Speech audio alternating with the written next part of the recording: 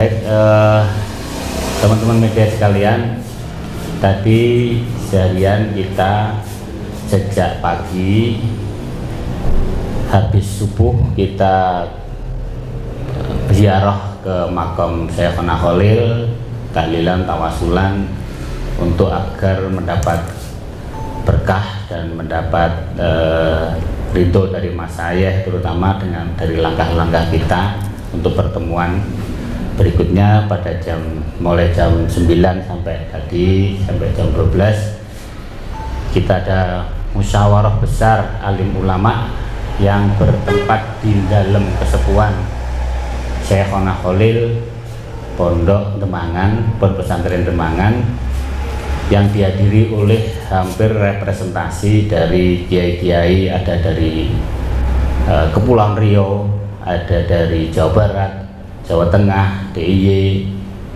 Yogyakarta, DIY, kemudian Jawa Timur sendiri, dan beberapa daerah lain yang tadi tidak sempat bisa kita sebutkan.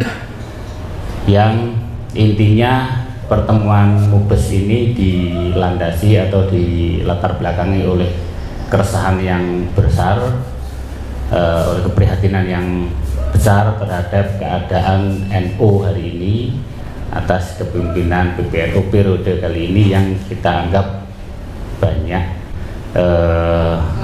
melanggar konstitusi Nahdlatul Ulama. Saya kira itu kurang lebihnya latar belakang pertemuan ini, sehingga menghadirkan beberapa rumusan yang sudah kita buat berdasarkan kesepakatan bersama para alim ulama tadi. Saya bacakan langsung ya. Pernyataan resmi musyawarah besar alim ulama Nahdlatul Ulama. Dengan senantiasa bertawakal kepada Allah Subhanahu wa taala seraya memohon taufik dan hidayahnya, musyawarah besar alim ulama Nahdlatul Ulama pada Ahad 18 Agustus 2024 membuahkan hasil kesepakatan dengan nama Amanah Bangkalan sebagaimana berikut. 1. PBNU hasil Muktamar Lampung telah nyata-nyata kita anggap melakukan pelanggaran berat terhadap konstitusi NU, yaitu Qonun Asasi, ADART, peraturan perkumpulan, etika dan moral NU sendiri, dan menjadikan NU sebagai alat politik merebut kekuasaan yang menabrak aturan organisasi dan fiqh NU 1926. 3. Musyawarah besar ini bersepakat untuk membentuk Presidium Penyelamat Organisasi NU untuk mempersiapkan Muktamar luar biasa Nahdlatul Ulama. Keempat, musyawarah besar membentuk Presidium Penyelamat Organisasi NU dengan nama-nama yang dimandatkan sebagai berikut.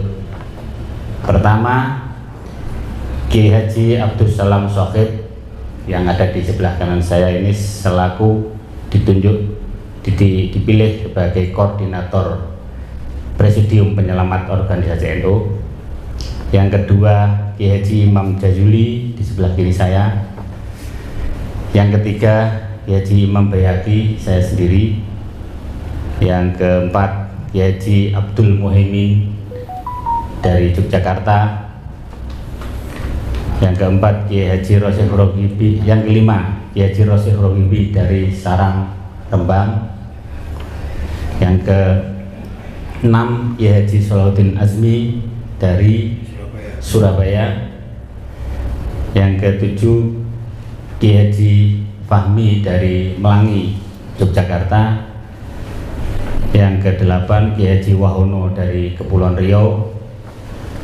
Yang ke-9, Kiai Haji Dimyati, yaitu dari representasi Duriyah Khalil Bangkalan sendiri, yaitu dari Madura sini. Yang ke-10, Kiai Haji Nasrul Mahasin dari Naruan, Rembang, kakaknya Gus Bahak. Yang ke-11 Ki Haji Haidar Muhaimin dari Pondok Pesantren Krapyak, Yogyakarta. Dan ke-12 Ki Haji Agung Irawan dari Pondok Pesantren Baitul Hikmah, Yogyakarta. Adapun tugas-tugas utama Presidium Penyelamat Organisasi NU ini adalah melakukan koordinasi, konsultasi, dan konsolidasi dan mensosialisasikan amanah Bangkalan kepada alim ulama pengasuh pesantren se-Indonesia, kepada Mustasyar PBNU, kepada PWNU dan PCNU se-Indonesia, PCNU sedunia, serta Banom dan lembaga NU. Yang keenam, musyawarah besar bersepakat diselenggarakannya forum lanjutan di antara seluruh elemen-elemen Nahdlatul Ulama untuk mencari solusi cepat dan tepat berbagai permasalahan yang ada di tubuh NU, mencari langkah-langkah antisipatif terhadap kecenderungan-kecenderungan perkembangan di masa depan, serta rekonsiliasi di antara sesama saudara atau ukhuwah Nahdliyah. Presidium Nahdlatul Ulama diminta untuk mengambil inisiatif bagi terwujudnya forum tersebut. 7. Presidium berhak melakukan langkah-langkah strategis untuk upaya penyelamatan NU. 8. Sekretariat Presidium ditetapkan di dalam Kesepuhan Pondok Pesantren Denanyar, Jombang. Bangkalan, 18 Agustus 2024. Presidium Penyelamat Organisasi NU. Selanjutnya saya serahkan naskah pernyataan hasil yang kebetulan tadi saya menjadi pemandu acara Mubes. Ini saya serahkan kepada koordinator Presidium Penyelamat Organisasi Nahdlatul Ulama pada Ki Haji Abdul Salam Shafii.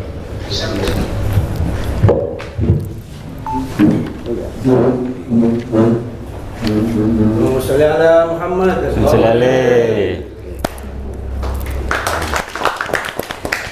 kasih.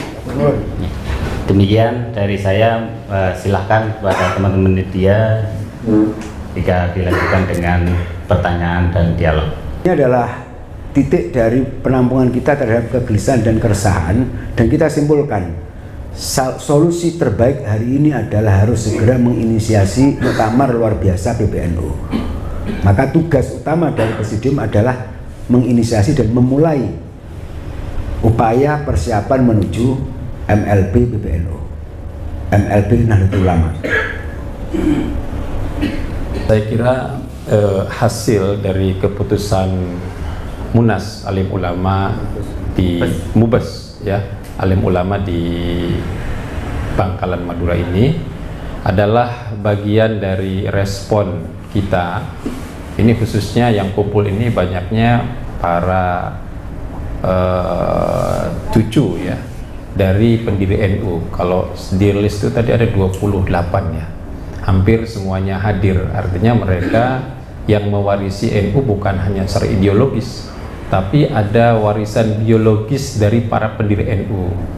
Mereka hadir ke sini bersama-sama kita membincang tentang NU karena melihat keprihatinan yang bisa dilihat oleh kasat mata, pelanggaran-pelanggaran yang dilakukan oleh PBNU, baik pelanggaran terhadap ADRT, Perpum, yang tentunya membuat gelisah. Ini bukan hanya para cucu pendiri, sebetulnya hampir semuanya, baik struktural dan kultural juga gelisah semuanya. NU dalam situasi yang tidak baik-baik saja. Nah, dari situasi inilah kita kumpul di dalam rumah Mbah Yai Khalil Syekhuna Khalil Bangkalan, ya, sebagai awal mula dari berdirinya NU. Jadi ini langkah kita untuk kembali kepada historis bahwa NU ini tidak bisa dilepaskan dari Syekhuna Khalil.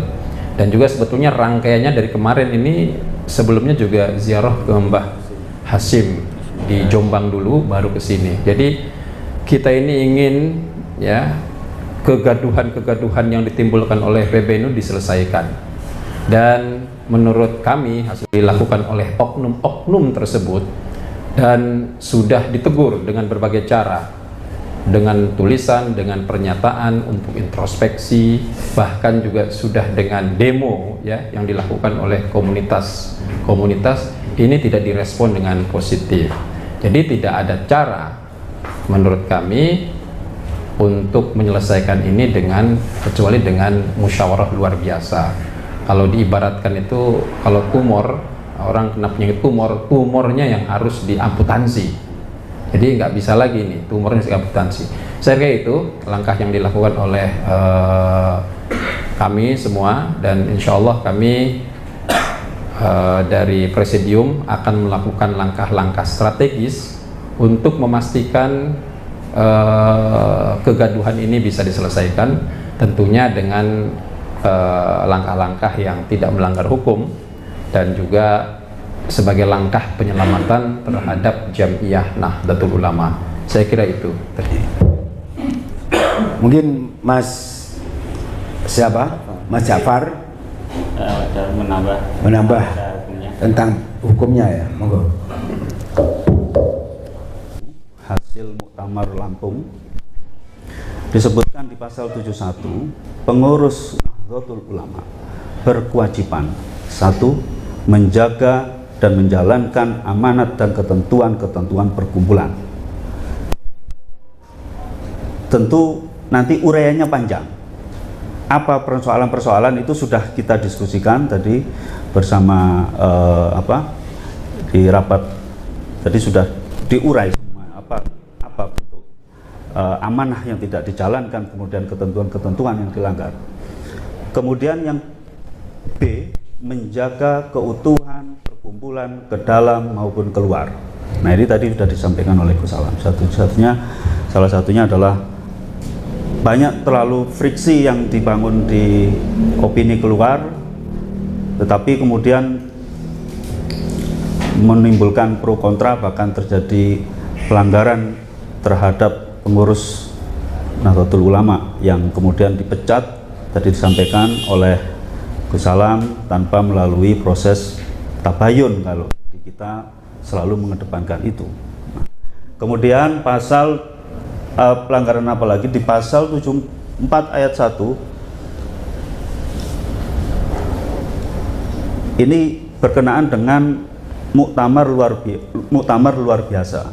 Kalau kemudian nanti hal-hal yang mensyaratkan apa tindakan-tindakan dari PBNU yang kemudian mensyaratkan yang mengarah nantinya ke MLB, yaitu adanya pelanggaran berat anggaran dasar, anggaran rumah tangga oleh Rois Am dan atau Ketua Umum.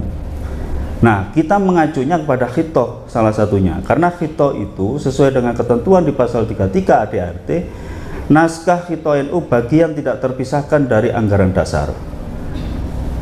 Anggaran dasar di dalam khitoh NU tersebut, di dalam anggaran dasar halaman 263 disebutkan Nahdlatul Ulama sebagai jamiah secara organisatoris tidak terikat dengan organisasi politik dan organisasi kemasyarakatan manapun.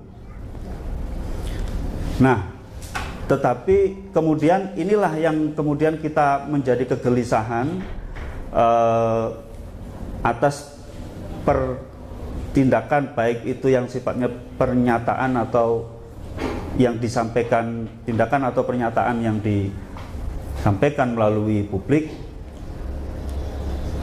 antara lain ya tentu soal bentuk dalam tanda kutip intervensi terhadap partai politik tertentu. Kemudian ada mandat Rois Am yang dalam bahasa media dandani partai politik tertentu. Kemudian ada instruksi Ketua Umum PBNU kepada seluruh PW dan PC dalam tanda kutip mengintervensi partai politik tertentu untuk dandani. Nah, ini kan sudah mengajak pelanggaran terhadap seluruh struktur NU sampai ke tingkat bawah. Kemudian ada pernyataan melalui media partai tertentu tersebut bagian dari organisatoris PBNU.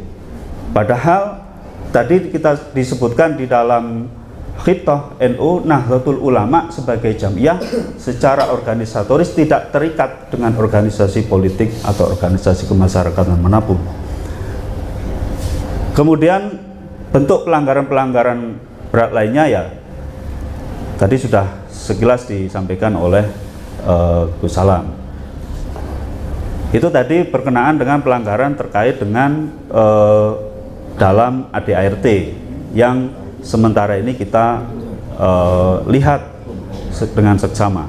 Kemudian pelanggaran hukum secara konstitusi, ada partai politik dilindungi oleh Undang-Undang Parpol nomor 2 tahun 2011. Ini jelas, ini sudah kita semua sama-sama tahu. Kemudian Ormas juga dilindungi oleh Undang-Undang nomor 16 tahun 2017. Nah, Ormas jelas di dalam Undang-Undang Ormas di pasal 59 ayat 2, Ormas dilarang melakukan tindakan permusuhan suku, agama, ras, atau golongan. Kemudian terkait juga Ormas dilarang yang berkenaan dengan partai politik. Itu ada disebutkan di dalam Undang-Undang Ormas. Nah, inilah salah satu bentuk pelanggaran secara konstitusi. Kemudian ada lagi pelanggaran yang menurut kami sangat berat. Apa itu? Pernyataan Ketua Umum PBNU yang menyatakan NU harus berada di atas negara. Ini bahaya.